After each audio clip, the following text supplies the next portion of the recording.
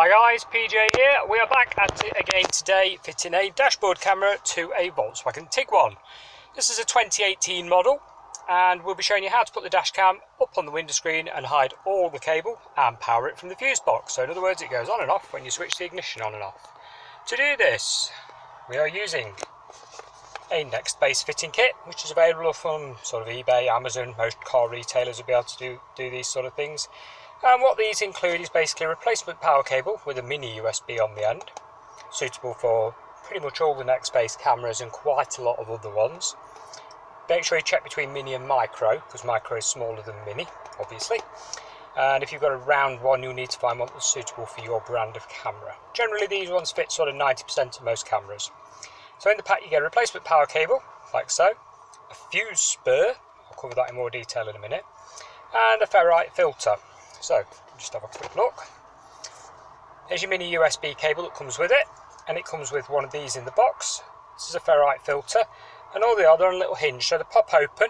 Yeah, you pull the clips and it pops open, and you wrap your cable round it, through it, and back out again, so it loops. Yeah, like so. They stop interference on DAB radios. They're not always successful. A lot of Mercedes, for example, you know, even with one of these, your DAB interference is really bad. So just bear that in mind when you're fitting a camera. If in doubt, ask your retailer, am I going to get DAB interference using this camera? Okay. Next up, what I normally do is wrap myself 3 cable ties to measure your cable out across the top of the window, wrap them round, snip them off, cover them in electrical tape so they're not any sharp edges rubbing into your soft padded headlining, because your headlining is made of a fibre substance and you don't want it cutting into it over time when you know, driving along. The reason to do this is to bulk the wire up. If you hit one of our lovely potholes that we have, or any country's got potholes I suppose, you don't want the cable dropping down in front of your view while you're trying to drive. So this bulks it up, holds it above the headlining nicely. Useful tools to use. A plastic leverage tool. This is made by Bojo. Again, Amazon, eBay, car shops, etc. They're about £1. This is for levering plastic surfaces. Do not use a metal screwdriver. You will 100% damage the trim or leave a little mark on it. Don't do it. Get yourself some form of hard but malleable plastic leverage tool, yeah? Something like that. Worth it for £1. At the end of the day, if you damage your car, it's bad news. Roll of electrical tape. Not 100% necessary, but I like to tape the connections over. Long nose pliers. Long nose pliers for pulling the fuses out of the fuse box, or fuse out of the fuse box, because some of them are quite hard to reach, quite tucked away. So, before we carry on, I'll show you where the fuse box is and how to access it. Your fuse box is located in the glove box, and if we open the glove box, you'll see 2 tabs, one here and hiding away under there, one there. You need both hands. Basically, you pull each one up, yeah, and push the door down. It's like a little catching system. Then, with the seat all the way back, and this is really tricky to do on these cars because the seats don't go back very far, and this seat is all the way back, so I can't lower this down without moving out of the way. So just open the door. Sorry about the noise and the excess sunlight. This is England, so sunlight is a miracle. It's normally throwing it down with rain or minus 10 degrees. Right, so pop the tab. Try and do this one-handed, guys. Don't know if I can. Oh, 1, 2, yes. You'll notice a lever here. Yeah, that just slides out of the mechanism that it goes in. Look. Nice and easy. Drop your door down carefully. And there is your fuse box, hiding away. Nice and easy to get to. Now, before we start actual work on the vehicle, I just need to point out that I am in no way held responsible or liable for any injury to yourself or damage to your vehicle by following this video guide. If in doubt, or if anything bothers you, please consult a qualified specialist to do the job for you. At the end of the day, it's better to pay a garage than damage your vehicle and having to get it repaired. Specialists and garages and stuff are insured to work on your vehicle, so if they damage it, obviously it gets fixed. Likewise for injury. If you don't know what you're doing, or you're a little bit worried about anything at all on this, don't do it. Okay, moving on. We are going to need to remove the plastic side panel here, this one. And you'll notice it's got an airbag warning, an airbag disabling switch in it, so we must not unplug the electrical connector behind it, because otherwise, if you turn the ignition on, you'll have a warning light come on the dashboard and you'll probably have to pay around £60 to get it switched off. To remove this panel, get your plastic tool, pop it in the edge. Try to keep you in good view here, guys. In we go, and you'll hear it click, just like this one, look. This car's brand new, so it's never been off. It's a bit tight. There we go. One at the top. There we go. One of the plastic clips has fallen out. That's quite normal. It's down there. We can get that carefully and click it back on again. Nice and easy. There we go. Don't disconnect this, because like I say, you'll throw a warning light. Leave it on. Just don't shut your car door, because obviously you'll smash it. We're also going to pull this piece off, and that is quite literally it. I'll just, there we go. So it tucks in at the bottom, yeah, pull it up and out. That gives you access to this bolt, which is going to be used for earth. So I'm just going to earth that up and show you how I've done it when I've finished it. Just quickly worth mentioning is the headlining. When you're pushing your cable up, it's made of like a fibre card substance. Don't go at it like a bull in a gate. It's got to be a bit gentle. Just put your fingers behind it and ease it down a little bit. Don't pull it, because you will, make a right mess of it. Just gently, yeah, take your time with it.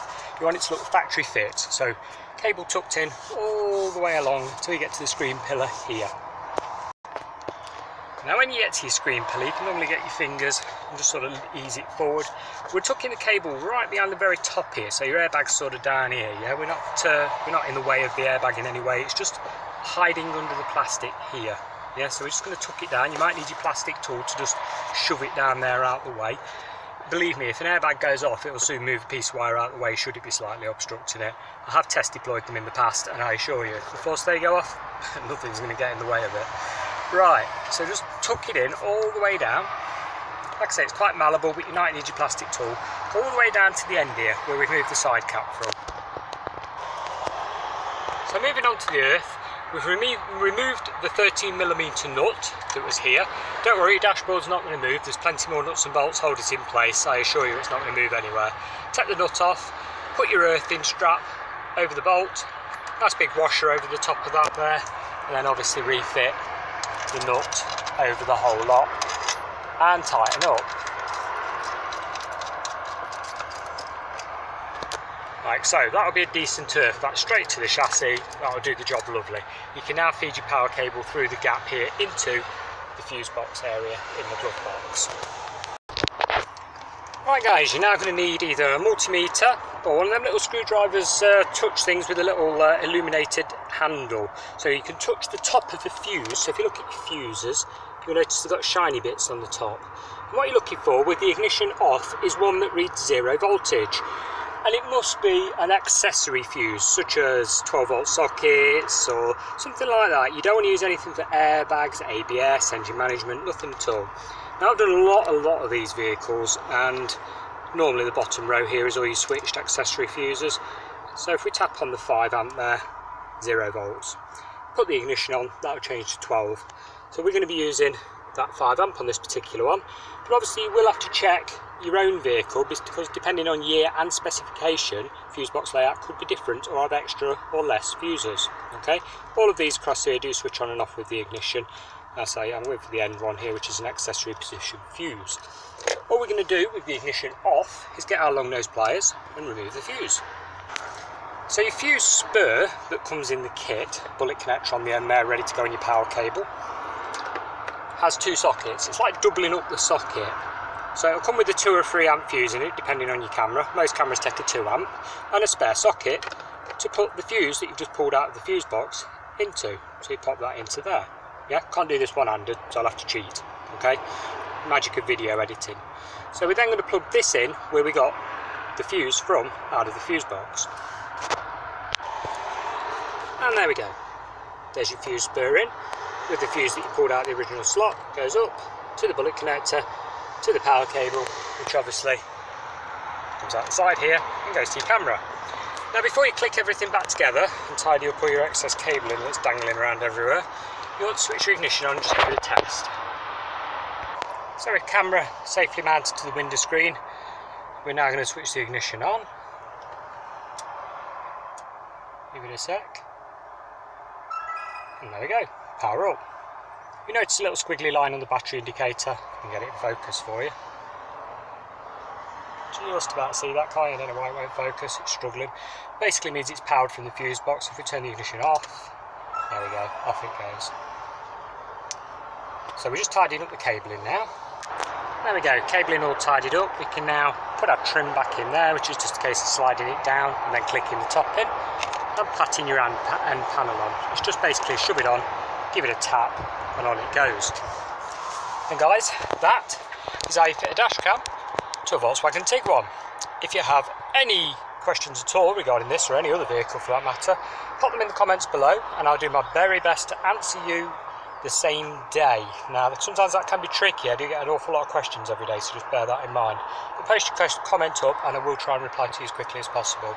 Thank you very much for watching and goodbye for now.